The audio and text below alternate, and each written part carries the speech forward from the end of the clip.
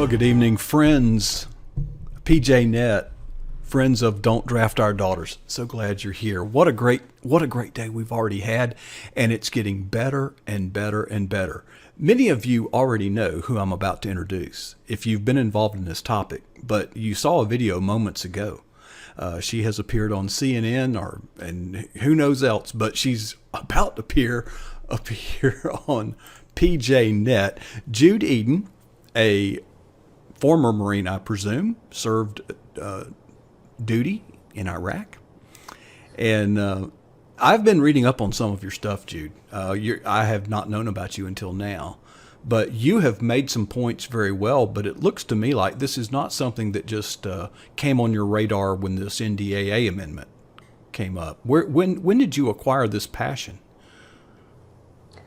I actually started writing about this in 2013, the day of or the day after Leon Panetta and General Martin Dempsey made the announcement that they were going to completely repeal women's combat exemption. And immediately I just thought, I know something about this, having not only served with the Marines, but served in Iraq and stood checkpoint duty, which meant frisking women for explosives on checkpoints around Fallujah, working with the Marine Corps infantry.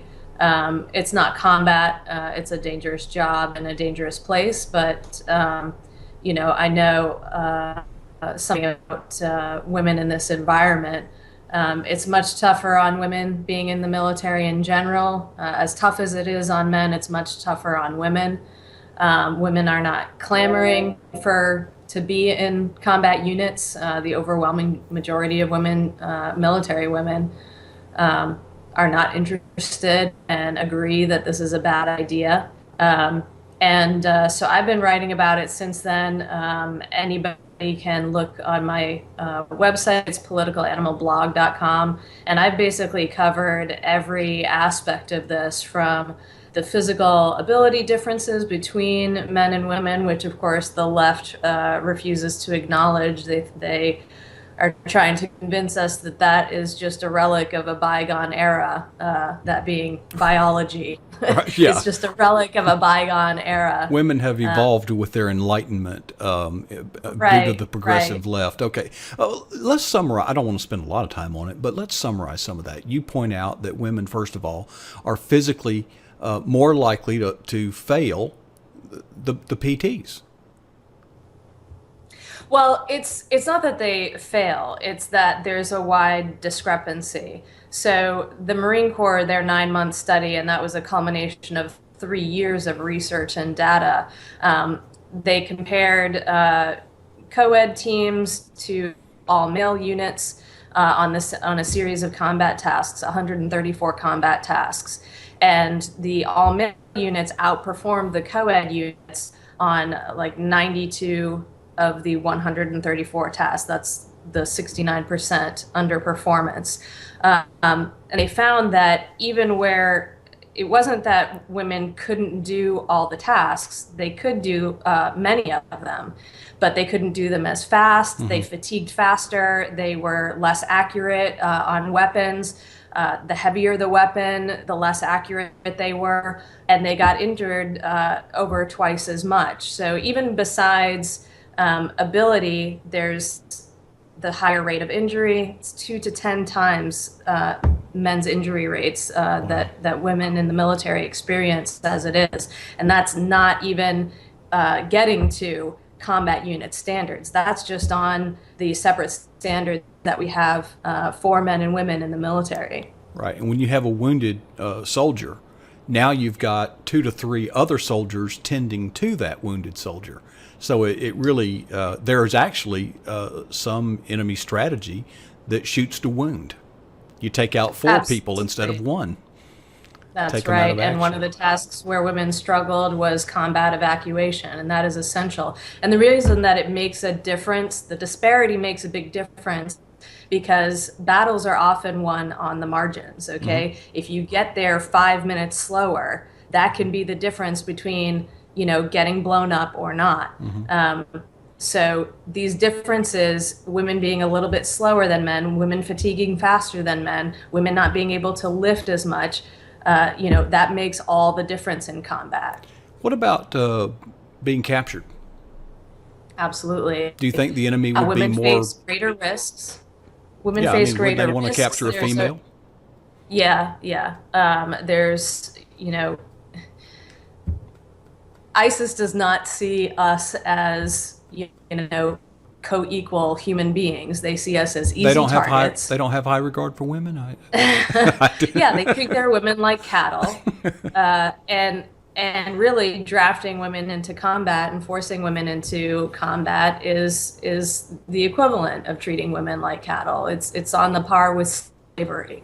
It's not an equal opportunity in any way, and women are higher value targets to this enemy. And we're higher value targets for their own sadism, for rape and for torture, but they know the value of capturing a woman and how demoralizing they can use that against the other men in the unit in a way that capturing a man is not the same and doesn't have the same effect. And they also know how demoralizing that is to the country in general, Right. and that will affect our war efforts and how the country's attitude on the war. Jude, you really, when I first was introduced to this topic, I'll have to confess that one of my first remarks was, well, seems like the Israelis don't have a problem with this. And you have some information that has really changed my mind on that. Yeah, absolutely. It's there's a lot of misinformation about Israeli women. Everyone serving does not mean that men and women serve on an equal basis. They don't in Israel. But before we even get to women serving, let's talk about the IDF, the Israeli Defense Force. They do not deploy.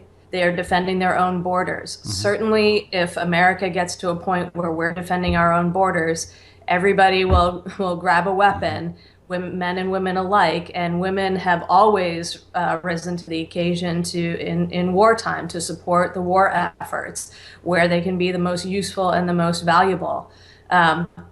But in Israel, okay, so women everybody is required to serve, that's true. Women serve 2 years versus men's 3. They get exemption for pregnancy, for motherhood, for being married, for religious orthodoxy. So they're not serving on the same basis. They also, there are co-ed combat units, but those are light battalions. They basically do border security. They're not hunting the enemy. They're not units that hunt the enemy. And they keep women out of those units that hunt the enemy because they have discovered the wide disparity, women getting injured at much higher rates, and it's a liability. And they, as small as they are, they can't afford that liability. And as small as they are, if they don't put women on the front lines hunting the enemy, why on earth should we? But that aside, what other countries do does not determine what the United States does with its military. The important point here is none of our enemies do this. None of our enemies like Iran, North Korea, Syria, Iraq, or ISIS in Iraq, ISIS and Al-Qaeda in Afghanistan, none of them are doing co-ed units, okay, because they know that's a liability. There's also the Kurdish women. A lot of people bring up the Peshmerga women who fight. First of all, they volunteer. They are just got together as a group. Okay, nobody's telling them what to do. They shun relationships. If you're in a relationship, you can't be in the Peshmerga. So they're, for all intents and purposes, celibate or single, and fighting is all that they do. But they're at a high risk there, and they save a bullet for themselves. Because they know if they try not to get captured, and they're going to kill themselves if they do get captured, if there's any chance that they're going to get captured. But they are also they're not working with male units. Another suggestion that some people have had was, well, let's have an all-female unit. Well, we all know that's kind of ridiculous because they would just be the first targeted. Jude, you bring a wealth of not only knowledge but experience, and you are able to express this in a way. This isn't about a political agenda, just operationally, and it's good to hear just the calm voice of reason that you so eloquently express. And I hope that you are called upon for expert testimony at some point in the United States Congress or at the Senate, because your voice needs to be heard. And we thank you for being generous with your time and joining us here tonight. Absolutely. And we just stand with you, Jude. Thank you so much for your advocacy on this important topic. My pleasure. Thanks for having me. All right.